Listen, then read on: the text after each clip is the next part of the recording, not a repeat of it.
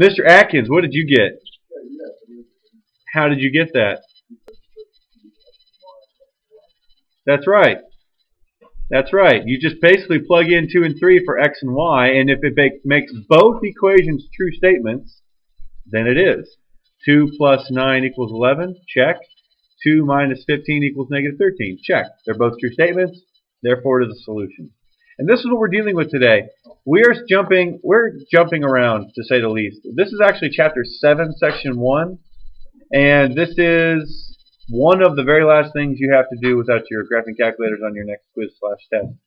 So, you want to title your note 7.1, Systems of Equations. You should have been introduced to these in Algebra 2, so hopefully this is mostly review. Today we're dealing only with equations that have two variables, x and y. Every x and y equation is basically a line. Every x and y equation you could write as some form of equation for a line. So essentially what we're doing today is we're saying, okay, so like this one, here's two lines. Where do they cross? What common point do they have? Now this one, they gave it to you. In fact, I didn't include this slide, but your first set of problems today is here's a point, here's some systems. Does this satisfy it? So you just have to plug it in, and if it doesn't work for both, it's no, and if it does, it's yes. So I'm going to be giving you two linear equations today and saying, where do these things intersect? And 90% of the time, if not higher, they'll have exactly one point of intersection. And that's what we're going to be looking to find. So let's just get straight to it. Oop, wrong button. The first method I'm going to show you for solving these is called the substitution method. Now there's two methods. I don't care which method you use on any of them. Even if it says substitution, I don't care. But it is important to know both. The substitution method is simply this. Now in these two systems of equations, we are looking for the point that they have in common. So you can assume that the x in one equation is the same as the x in the other equation. Similarly for the y's. And they're interchangeable. So like you take number 5. I know what y equals. Y equals 3x. So if I plug what y equals in for y on the other equation, that gives me x plus 3x equals 4. And now it's something I can solve. 4x equals 4. Divide by x, and what do you get? Divide by 4. 1. Take that 1, plug it into either equation. Let's have the bottom one. 3 times 1 equals 3. So your solution would be 1, 3. That is the point where these two lines intersect. Substitution method. You pick either variable, find out what it equals, or solve for it if it's not done already, and then plug it into the other equation. Number 7. Which variable looks like it would be the easiest to solve for or is already solved for? Y in the bottom one. And it doesn't matter which one you do, but the bottom one, y is already solved for. So let's plug that into the top one.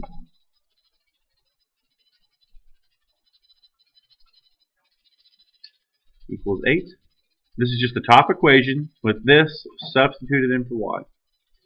So that's x plus 6x minus 27. Don't forget your negative. Add that, so that's 7x. Oh no, don't start doing this again.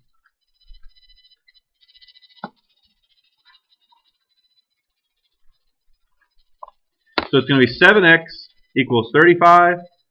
Divide both sides by 7, and you get y equals 5.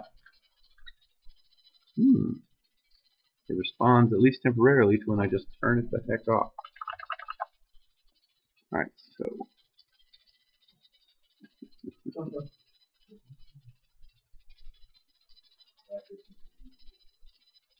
It's not. That's not true.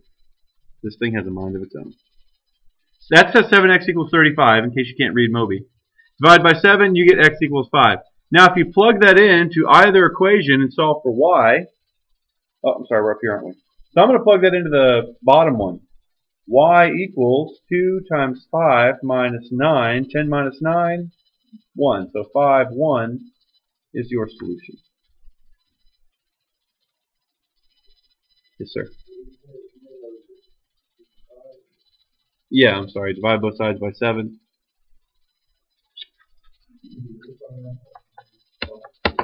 I'm sorry? That's a theory. I'll check that out. Just nope, it's not.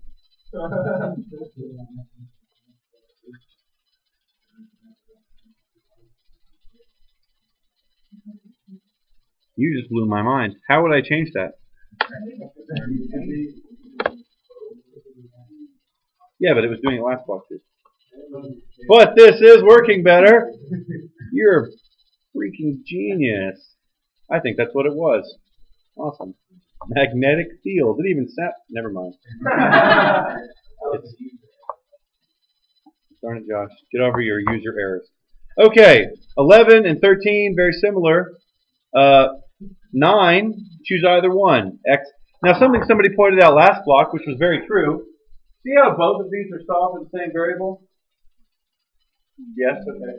Well, so x equals 6y plus 8. If we plug that in for this x, you're essentially just setting the two equations equal to each other. So if two equations are both solved already for the same variable, then you can just set them equal. So that's what you could do on number 9. 13. Let's look at 13.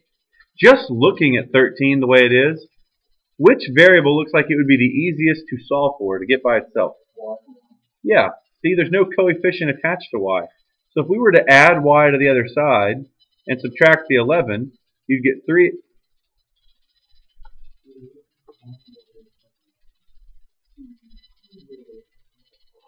I like the dying thing. Makes me feel better about it. Something tragic about its death. What did he do? It eventually just died. It's been charging all weekend. Did he find out what it was?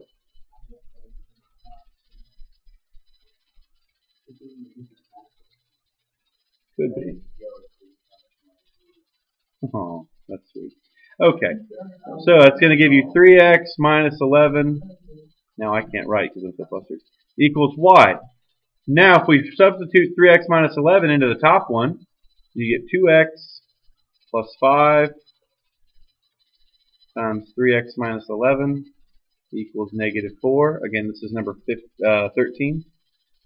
And then solve. So it'll be 2x plus 15x minus 55 equals negative 4.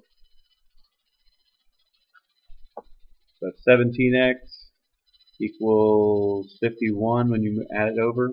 Divide by 17, and you get 3. Plug that back in here, I think is where we were. So I'll choose to plug it into the bottom one. So that's going to be 3 times 3 is 9 minus y equals 11. Subtract the 9. So, divide by negative 1. What is that, negative 2? So 3, negative 2.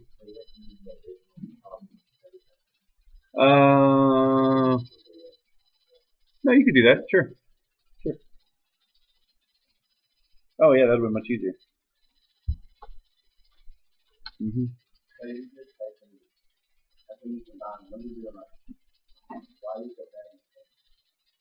Because that's why we solve for y, right?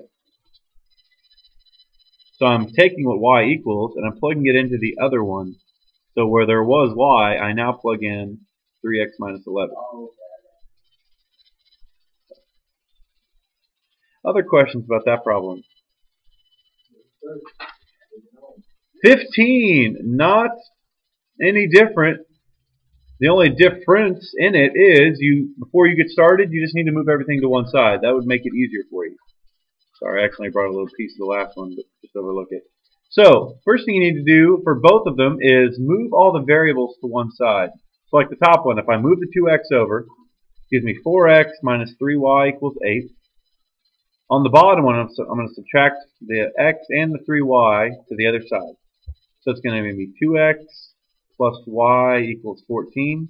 Now from here, it should be easier, and you can just go from there. Looks like it'd be easiest to solve for y, and then you could solve it from there.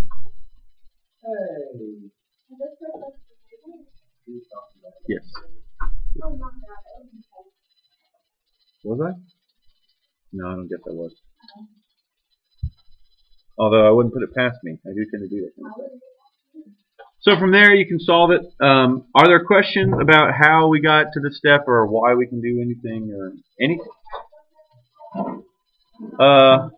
You mean how did I get this?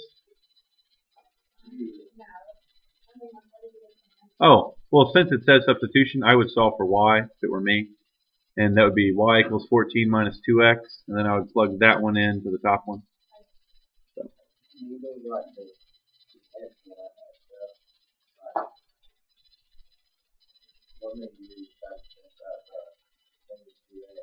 I didn't cancel it, but it's easy. You want to have just one of each variable. So basically all I did was combine my like terms. I moved all the variables to one side of the equation so that everything would combine. Because if you have multiple x's and multiple y's in one problem, it's just white noise. It's just confusing. Number 17 is also an interesting one. Now, from what I just said a second ago, what can we do with number 17? We can set them equal. Now, well, let's go and do that. If you set them equal, now, one thing you need to remember all day today, the fundamental theorem of algebra. What you do to one side of an equation, as long as you do it to the other, it's all golden. So I could multiply something by both sides to get rid of these pesky fractions, and I would actually recommend you do so. What number goes into both 3 and 7? I said that backwards. What number has both 3 and 7 as factors of it? 21. If I multiply everything by 21, then let's see, 21 times the first thing would be 21 divided by 3, 7x. 21 times 2/3 is 14, which is basically 21 divided by 3 times 2. 21 divided by 7 is 3, times 5 is 15. 21 times negative 2. And now, we have no more stinking fractions. Yeah. I like fractions, but some people don't. So, today, rather than use decimals, just do that. When you have fractions, just get rid of them. You could have done that on the first step. You could have multiplied the entire top one by 3 and the entire bottom one by 7. The only difference is, then substitution wouldn't have worked quite so nicely. Why? Because you would have had 3y and 7y, and you'd have had to solve for one of them and basically just undo what you had just done. So anyway, then let's see, subtract the x. So it'd be minus 7x. Yes, sir. We just picked a number that both 3 and 7 went into. And when in doubt, just multiply them and that'll give you a number. So we chose 21. So that'll be 8x.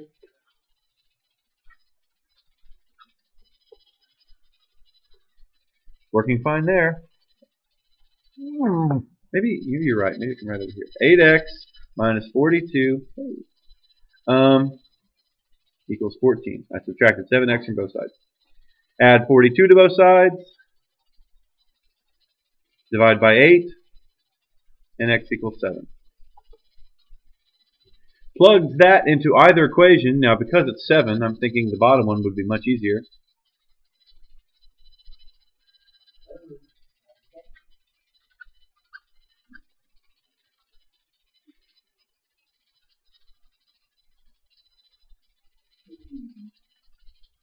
So, cancel. Cancel. 5 minus 2 is 3. So the answer would be 7, 3.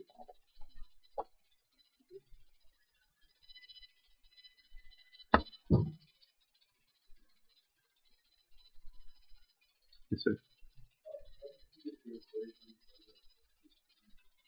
Do you get where this came from? We saw if they were both set equal to y, so we just set them equal to each other, because they both equal the same thing. So this equals this. Now we said it would be easier to solve this if we just got rid of our fractions, and we multiplied everything in the entire problem by 21. Yeah. And had it been 2 and 9, we would have multiplied through by 18. Something they all go into. Other questions about this problem? No other questions about this problem? I'm trying to confuse it and make it think that it's fixed. Okay, well then let's go on to another one. The other method is called, well actually I've always called it the elimination method, but apparently it's called the addition method. The other method you can use is, assuming that x's and y's are the same, you can combine your two equations, literally add them together. If we were to add these two equations together, what would you get? You'd get 2x, the y's would cancel, equals 4. We literally add straight down. Now, what is x? And you can plug it in to solve for y. 2 plus what equals 1, and I believe it's negative 1. So 2 plus y equals 1, subtract the 2, y equals negative 1. So we just add the volume to the something? Yep. Nope. But a good way to check it is plug it into both and make sure it works for both. 21. What happens to that one if we add straight down? Very good. Divide by 4. X equals 3. Plug that back in. 2 times 3 plus 3y equals 6. That's 6. Subtract the 6. And y equals 0. And that is a viable option. Plug that back in. Oh, why would I do that? I've already got them both. 3, 0. And you're done. When you get to one like 23, now you can't just add them the way they are, but what did we just talk about a second ago? When you have an equation, and please note, these are separate equations. Now we're going to do funny things and put them together, but they're still individual equations. So what you do to one equation, you don't have to do to the other. You just need to make sure you do it to both sides of the one you choose. 23, what could I multiply through by on either equation, although I would definitely look at the top one, where something would cancel if I added these together? 4. If I multiply that top equation by 4, I'm going to write it below here. That would give me 4x plus 8y equals 8. All I did was multiply the top one by 4. Now, if I add up my equations, my x's cancel. 3y plus 8y is 11y. 25 plus 8 is 33. Divide. And you get y equals 3. Because we noticed this was negative 4x. So if we multiply this by 4, that'll be positive 4x. And positive 4 and negative. Exactly. Yeah. Well, good. Then it shouldn't be hard.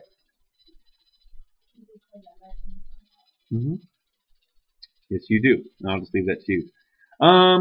25. What would you do here? What would you multiply by? Negative 2. That way it'd be positive 4 and negative 4. That's right. Very good. The bottom one, you're also allowed to remember, you can do whatever you want in these equations. So I could multiply both equations by something if I wanted to. So for instance, like this one, I'm thinking, well, these are already different signs. So what if I multiply the top one by 3 and the bottom one by 4? That would give me negative 12y and positive 12y. And they'd go away again. Now let's say you didn't see that. Let's say you wanted to get rid of the x's. You could multiply this one by negative 2 and this one by positive 3. That way you'd have negative 6x, positive 6x. It's up to you. Whichever one you do. You'll always get the same thing if you do it correctly, regardless of how you solve it. And remember, I said I don't care if you want to use substitution for ones that it says use addition. I don't care what method you use, as long as you're familiar with both. Questions about anything from this slide? This is pretty much all we're doing. This one says basically pick your method and go.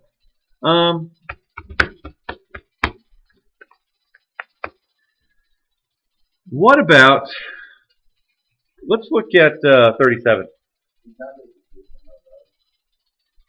Oh, which one?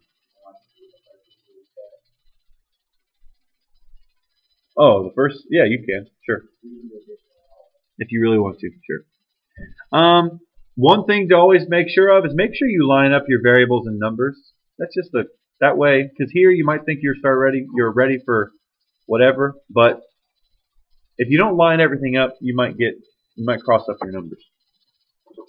Let's look at 37. What method do you all want to try for 37? Addition, substitution. What would you do if you were doing addition? Alright, let's see what we get. That would give me negative 3x minus 9y equals negative 6. When I add that to the bottom equation, what's that give me? See how this is a true statement? 0 equals 0, that's true. If everything cancels and you get a true statement, what that means is your two lines are right on top of each other. They're the exact same line, which means you have infinitely many solutions. So you would actually write infinite solutions. Every single point on one also lies on the other. If you get a true statement, it is infinite solutions. But what if, playing hypothetical game here, what if this had been negative 5 instead of negative 6? And therefore you got a false statement like this. What do you think that implies? No solution. That's right. That implies that your lines are parallel and will never cross. Therefore they have no common solution. Yes? On my 31, if you want to do the addition method, Uh-huh. you have to do all variables on one side and then... That'd be the easiest way to do it. So just know, infinite solution, true statement, no solution, false statement. Easiest way to remember it. Look on the screen. Is there another one you guys want to look at? Because of the fractions. Tends to be a popular choice. That's one last class chose.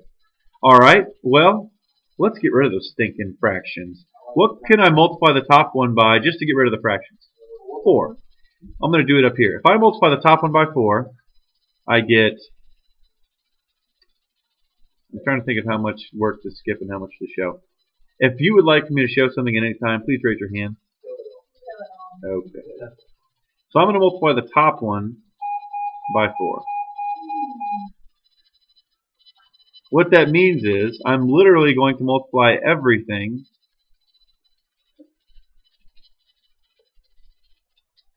by 4.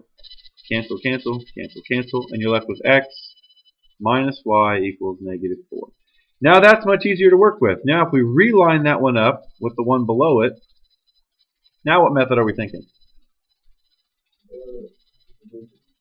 Sounds good. What do you want to do? I'll rewrite that right down here. That'll be negative x plus y equals positive 4. Cancel, cancel, so that's 5y equals negative 5. What's y? Negative 1. That's right. And then you plug that back in and solve for x into either equation. Let's just plug it into this one. X plus 4 times negative 1 equals negative 9.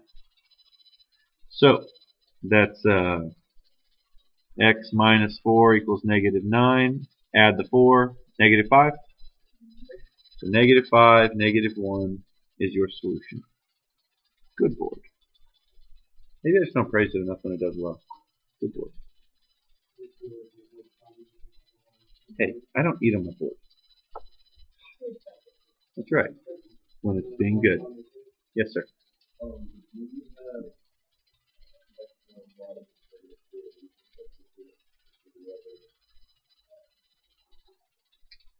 Here? Oh, no. We did the addition method. That was just popular choice. So we multiply the top one by negative 1. That way we have negative x, positive x. And I just wrote that right here. Any other questions? The last problems are the exact same. The only difference is you have to come up with your own equation. So like an example of that, number 45. 3 times a number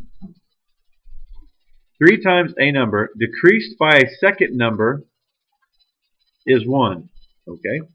The first number increased by twice the second number is 12. Find the numbers. You just kind of have to make it your own. There's no foolproof way to me to tell you exactly how to get your equations out of this. You just got to read it a few times and figure out how it makes sense to you. And then from there you just solve it. Let's see. You're also going to have one word problem. There will not be a word problem on the test, but there is one in the homework, so it's good we look at it. For thousands of years, gold has been considered one of Earth's most precious metals. 100% pure gold is 24 karat gold, which is too soft to be made into jewelry. In the United States, most gold jewelry is 14 karat gold. approximately 58% gold. If 18 karat gold is 75% and 12 karat gold is 50%, how much of each would you need to make a 14 karat gold bracelet? Well, let's first declare our variables. Let's say, so we're using 18 and 12 to make 14, right? So let's call 18 karat X and 12 karat Y. A jewelry question on Valentine's Day. Didn't plan that. So, when it all's said and done, how much is this new bracelet going to weigh? 300 grams. So let's say the grammage of the 18 karat plus the grammage of the 12 karat is going to equal. You're doing so well. Stick with me. Equals 300. Now, how much actual gold is going to be in our finished product? Remember, there's only 58% in our 14 karat. So, how much actual gold is 58% of 300? Calculator. I don't have one.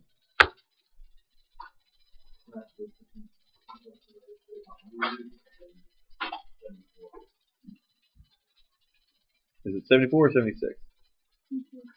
74? I tip my hat to you, sir. 174. All right. So, we know that pure gold, we're going to end up with 174 grams. Well, for every ounce of 18 karat, how much actual gold is going into it?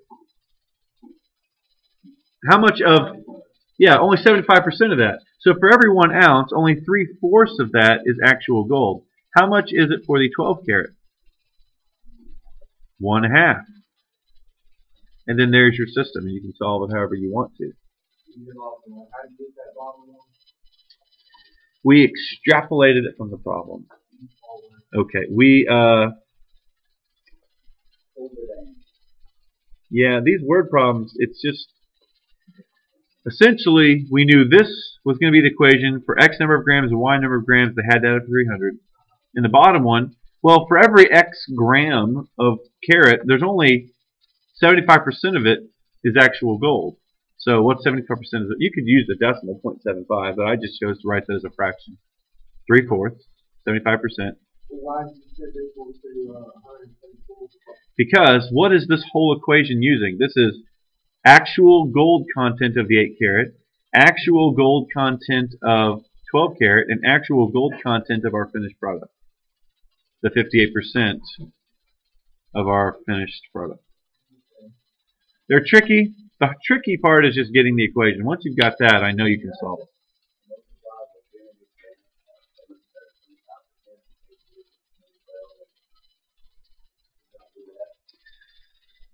Here's why not. Because you're not using 300 grams of both. Like, for instance, when you're done, you're only going to use like 100 grams of one and 200 grams of the other. So if they add up to 300, that's just a guesstimation. And you need to find, there's only one specific number, set of numbers, like one ordered pair, that's going to satisfy both equations, and you have to find what it is. That perfect blend where those two things meet. Other questions? I grant you that one's hard, and there's no real way for me to tell you how to do it universally. It's got to stare at them and talk about it. So once we get that, we just plug in the 18 and the 12 and solve the 174. No, you don't actually use the 18 and the 12. That was just what they represented. You solve this like a system of equations. Like multiply, I would multiply the bottom one by 8 so that my fractions would go away. Then multiply the top one by -2 so I can get rid of my y. Something like that. Or x's. Once you get it here, it's just a system. So rewrite it somewhere else and it's no longer a word problem to solve. And I guess when you were done, let's say it had been 100, 200, your finished answer would mean that you would use 100 grams of 18 karat, 200 grams of 12 karat, or whatever it would end up being. You want to finish this problem? Yeah. Let's finish this problem. Okay. What do you want to do? Anybody? -2. Alright. Only person that spoke up, so that's what we're going to do. So that'd be -6/8, which is -4/3 x minus y equals -3/48. Now I'm going to rewrite my other equation right below it. So I take it you want to use the addition method. Yeesh. Okay. So, no, because now the y's cancel. So negative 4/3 x plus x is negative 1/3 x. Those cancel, negative 48. How do I get rid of negative 1/3? Multiply both sides by what? Negative 3. You were right the first time. That way the negatives go away. Come on now, we're almost done. Stick with me. So that's x equal 144. So 144 grams of 18 karat. Subtract that from 300 by plugging it into the top one, and you get 156 grams of 12 karat. That's how you'll solve that kind of problem. All right, here you go.